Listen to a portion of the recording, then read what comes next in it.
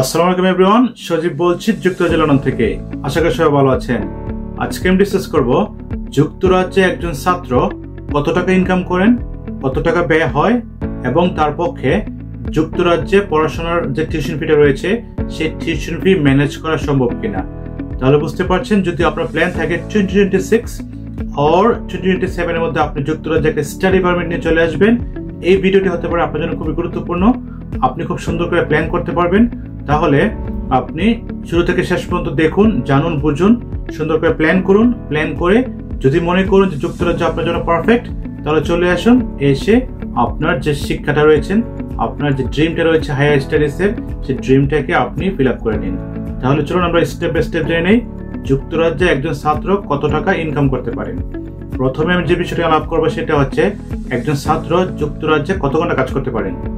যুক্তরাজ্যে একজন ছাত্র সপ্তাহে 20 ঘন্টা, মাসে 80 ঘন্টা কাজ করতে পারবেন যদি কোনো ভ্যাকেশন না থাকে।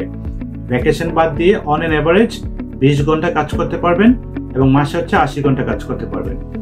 যুক্তরাজ্যের যে আইন রয়েছে সেই আইন অনুযায়ী আপনাকে অন্ততপক্ষে 12.21 পাউন্ডস পার আওয়ার আপনাকে দিতেই হবে। আপনি যেখানে জব করেন, আপনার এমপ্লয়ার, আপনার চাকরিদাতা, আপনার নিয়োগদাতা আপনাকে অন্ততপক্ষে 12.21 অর 12.21 পাউন্ডস আপনাকে দিতেই হবে। এটা হচ্ছে ম্যান্ডেটরি, এটা হচ্ছে মিনিমাম যে আর্নিং থ্রেশহোল্ড রয়েছেন সেটা। তাহলে আপনি যদি 12.21 অথবা 12.21 আর্ন করেন পার আওয়ার, 80 ঘন্টা কাজ করেন, তাহলে মান্থলি অন এন এভারেজ 775 থেকে 780 পাউন্ডের মতো আপনি আর্ন করতে পারবেন যদি আপনি সপ্তাহে 20 ঘন্টা কাজ পেয়ে থাকেন। এখন আমি ডিসকাস করছি এই যে 780 পাউন্ড রয়েছেন, 780 পাউন্ড থেকে আপনার কত টাকা খরচ হতে পারে। এই 780 পাউন্ডের মধ্যেই আপনাকে বাজেট রাখতে হবে 400 পাউন্ড ফর ইউর অ্যাকোমোডেশন। আপনার যে বাসস্থান রয়েছেন, অ্যাকোমোডেশন রয়েছেন, তার জন্য আপনাকে অন্তত পক্ষে 400 পাউন্ড বাজেট রাখতে হবে। এটা ডিপেন্ড করে 50 পাউন্ড 100 পাউন্ড এদিক সেদিক হতে পারে, জায়গা বেঁধে, লোকেশন বেঁধে, বাট অন এন এভারেজ আপনাকে 400 পাউন্ড মাথায় রেখে যুক্তরাজ্যে আসতে হবে। 400 পাউন্ড হচ্ছে আপনার অ্যাকোমোডেশন, 100 পাউন্ড আপনার লাগতে পারে হচ্ছে যেটা হচ্ছে গ্রোসারিজ বলে থেকে আমরা এখানে আমাদের খাবার দাবার যে খরচটা রয়েছেন, অন এন এভারেজ আপনার 100 পাউন্ড লাগতে পারে। তার পাশাপাশি আপনার যে ট্রাভেল এক্সপেন্সেস রয়েছেন সেখানে আপনাকে on an average 50 pound budget করতে হবে। তাহলে আপনি 400 প্লাস 100 প্লাস 50, 550 পাউন্ড চলে যাবে আপনার খাবার, আপনার অ্যাকোমোডেশন, আপনার ট্রান্সপোর্ট।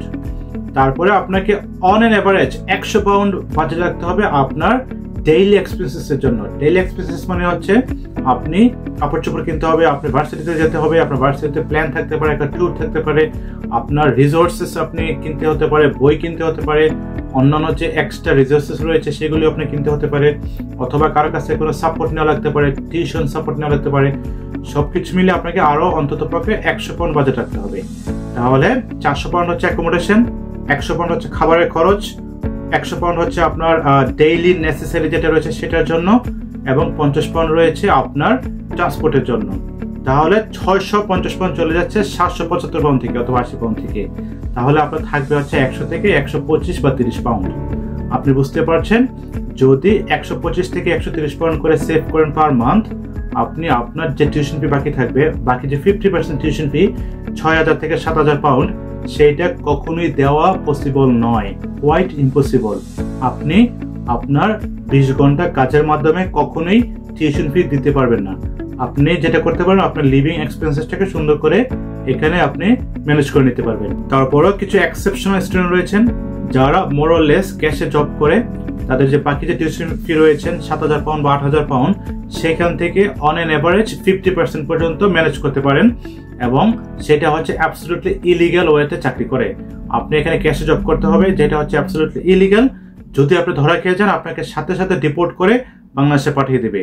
আপনার এমপ্লয়ারের জন্য বিশাল ক্ষতি হতে পারে, আপনার এমপ্লয়ারের কোম্পানি বন্ধ হয়ে যেতে পারে, তার জন্য অন্ততপক্ষে কয়েক কোটি টাকা জরিমানা হতে পারে। 50,000 পাউন্ড থেকে শুরু করে 1 লাখ পাউন্ড পর্যন্ত জরিমানা হয়ে যেতে পারে।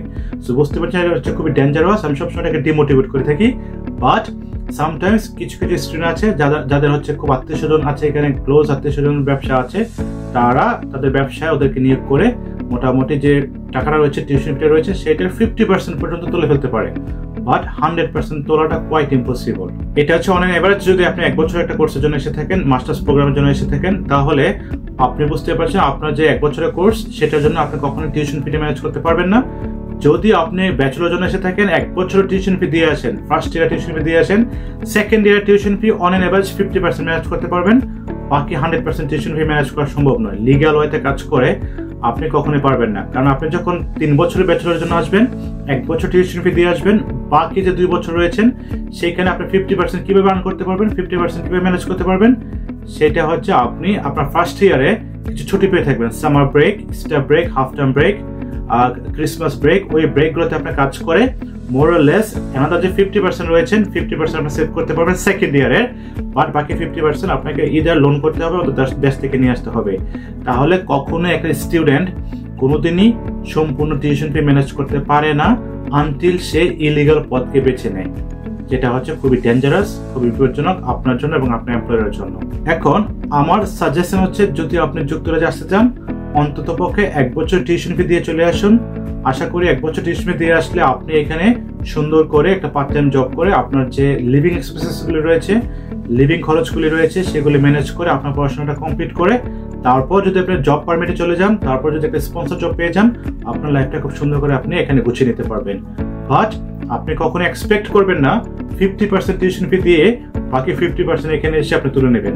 তারপরে যদি আপনার কোনো কোশ্চেন্স থাকে, কোনো কোয়েরিজ থাকে, আপনি কমেন্টস করুন, মেসেজ করুন। আমি চেষ্টা করব আপনাকে সর্বোচ্চ সাহায্য সহযোগিতা করার জন্য এবং আপনাকে মোটিভেট করব এখানে এসে কখনোই কোনো ইলিগাল জবে না ঢোকার জন্য, এবং আপনার যে স্বপ্নটা রয়েছে যুক্তরাজ্যে এসে পড়াশোনাটা কমপ্লিট করে সুন্দর করে একটি জব নিয়ে এখানে সেটেল হওয়ার জন্য।